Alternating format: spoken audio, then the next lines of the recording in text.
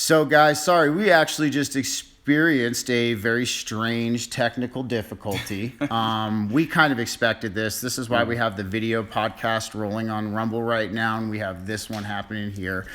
So, as I was saying in the last one, in our spiritual, philosophical, metaphysical train of thought, you know, that concept of that false Messiah really resonates with that first chapter. Yeah, okay, so sadly, I wouldn't read the rest of the book for several months after I even returned to Colorado. But I did eventually say, like, they gave me this book, maybe I ought to read it, you know? And I'm glad I did. I'm really glad I did. We'll get into that later, but back to the mental facility that I was stuck in, okay? I kept just running into these characters, and there was this kid that reminded me of somebody I'd worked with at the Denver International Airport Project. Except the kid that I had known, named Mario, who was kind of a genius in his own right, who had been able to change the grades of the kids in his high school, and he had a scholarship to go to a prestigious university, and it fell through when they found out that he was actually being paid by his fellow students to change their grades in the system. Oof. And he had hacked into the school's mainframe. That's some talented stuff there. The I'm gonna say FBI that. showed up at his house, and his father looked at him like, "What have you been doing, son?" Anyway, he'd been changing the grades of. He wound up in the IBEW electrical apprenticeship program because he couldn't go to the school that he deserved to go to because of this fiasco with the grade changing thing in his high school. Anyway, this kid Mario showed up at this facility. I'm convinced. In the form of yet another black person. He wasn't Mexican now, he was black. But he looked the same facial features and everything, a little bit taller. But I looked at him like, I know you. I had this feeling of recognition. It's like, you're Mario. And he wanted to talk to me about my opinions. He had a notebook with him, and he wanted to write down like my favorite musical groups. What? Now wait a minute. Now do you guys hear that right now? Is that, you know, he out of nowhere, Joe sees this guy he recognizes looks exactly the same as somebody he used to work with, except for different race. But different race, different height, and now he wants to write down in a notebook his musical. He was like interviewing me, like, who are your favorite musical groups? And I was telling him, like, I like the Eagles, I like Eminem, I like Tupac, I like, you know, Snoop Dogg, Bob Marley, Beatles, and he was just writing these down. I was thinking, like, why does this kid care who this older millennial really likes, you know? And I was just like, okay, just roll with it, whatever. I was in this frame of mind where I'm just going with whatever comes my way. And then I was trying to watch this movie in the break room where, you know, the common area. The movie was with Denzel Washington. It was about a pilot that was drinking on the job and got involved in some kind of crash situation. I think it was called like John Q or something. And meanwhile, the character from before, this Jim Carrey character with the monkey mind, who's the chatterbox, was in my ear. I'm trying to watch this movie. I can't watch it because he's chattering off in left field a few feet away. And I would say, like, okay, look, I'm trying to watch this movie. I was just narrating the situation out loud. Like, I'm trying to watch this movie. I've got the chatterbox that represents the mind in my left ear just chattering away.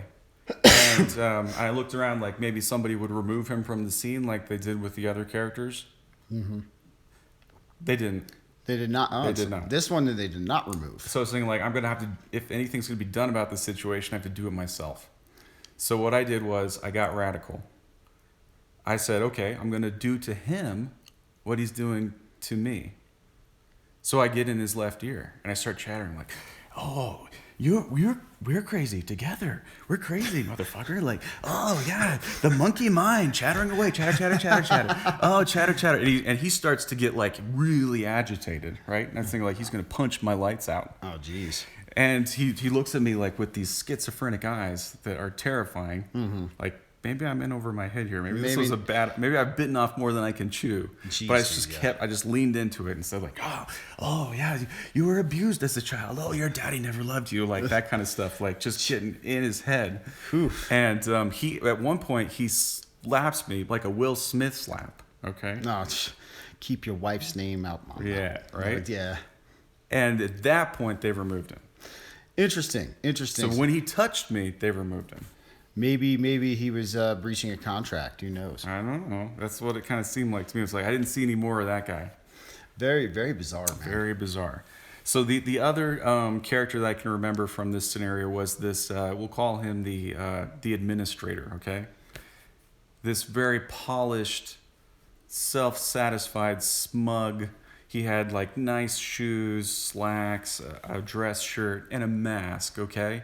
And he was always in the scene too, like doing stuff, like organizing the pins in the arts and crafts area.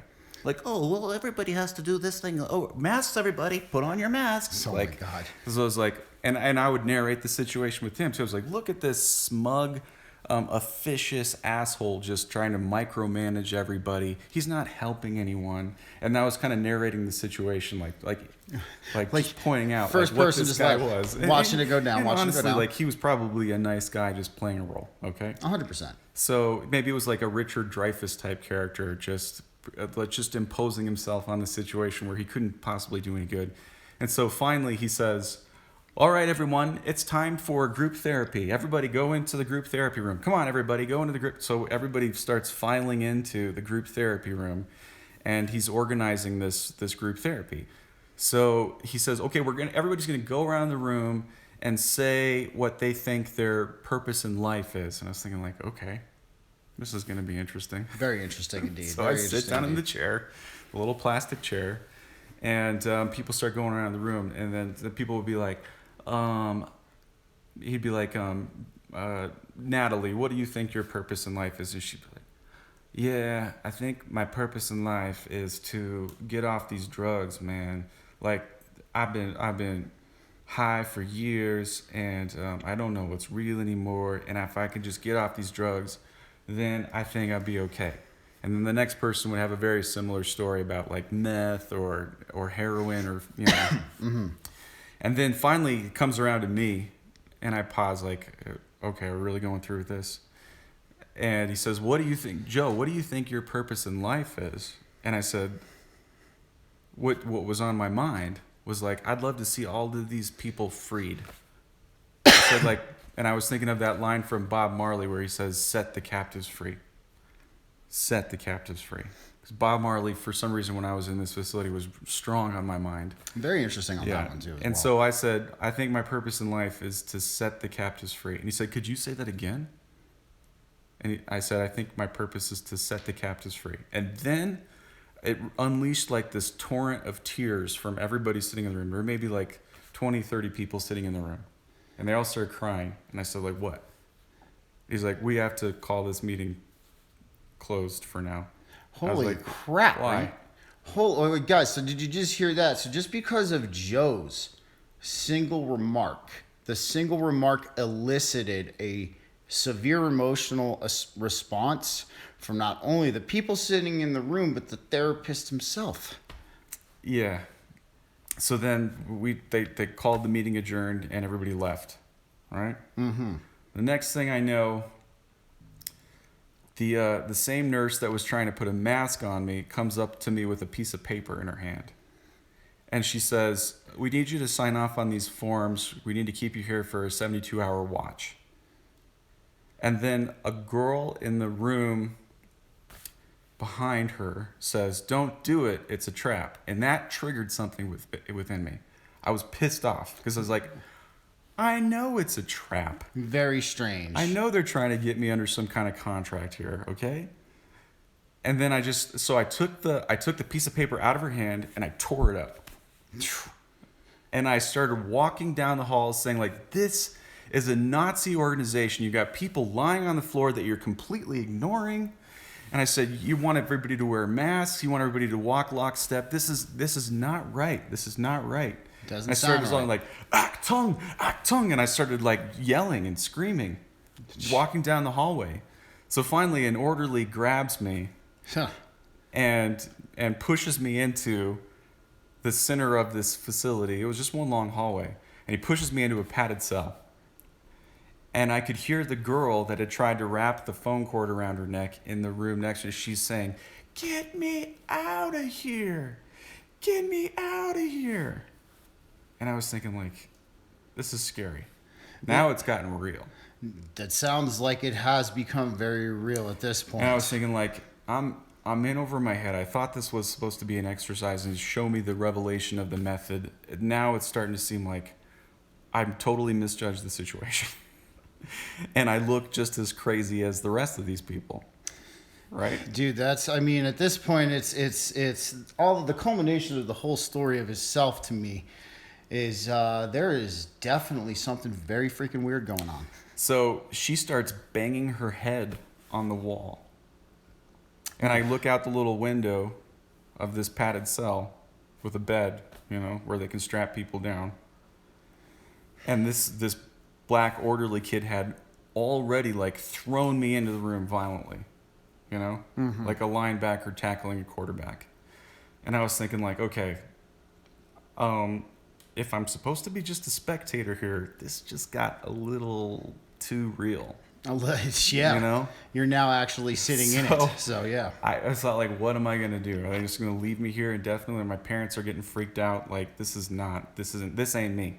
This ain't me. I don't think it's anybody, man. So honestly. what I did was, instead of banging my head on the wall and saying, "Get me out of here," like the girl in the cell next to me, I started drumming. I started drumming on the door, like with the grooviest beat I could think of. I mean, at that point, you're grasping at straws as it is. So, I mean, and I was just gonna drum, right? Like they can't, like, if I'm not gonna beat my head against the wall, No, it's to me. I mean, it's like at that point, you're like I said, you're grasping for straws. You're like, I'm in this scenario. I don't know what I'm supposed to do here, God. Yeah.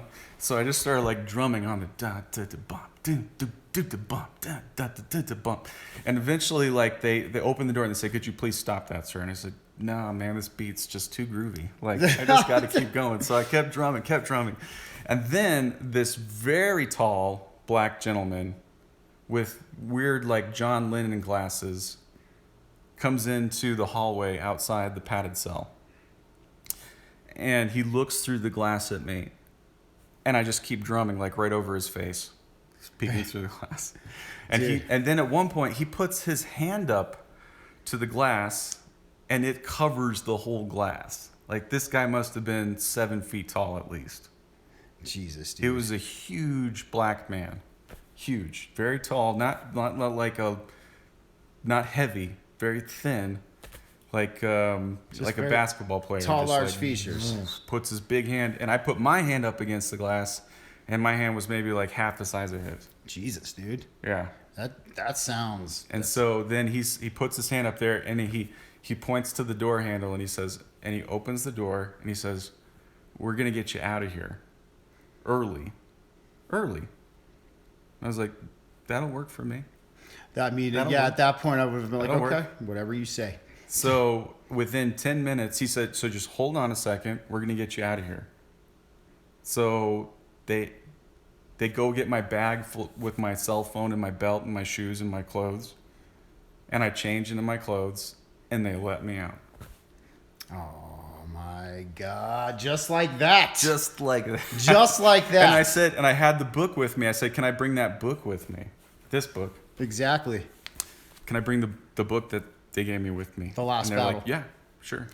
So they let you take that. Jeez, dude. Oh, man. Oh, my God. Oh. So I'm out on the street. It's broad daylight. I think a night had passed since I had been taken into initially. And I got my stuff. I got my wallet, my cell phone, my effects. And I start walking down the street, and I'm looking at my phone to see, like, where I am exactly. See, like, where I am in relation to where my hotel room is. And I was maybe a mile and a half away. Real close. That's not very far at all. So I was thinking like I could call an Uber or I could just walk. So the first thing I did was I started walking down the street, and I came to the corner, and they had like a Fuddruckers, like no, it was a Ruby Tuesdays restaurant, Ruby Tuesdays. So I walk inside thinking like, I'm gonna get something to eat. I'm hungry, you know. Oh, dude, I'd be thinking the same thing. So I sat at the bar. I ordered a chicken Caesar salad and a double shot of tequila.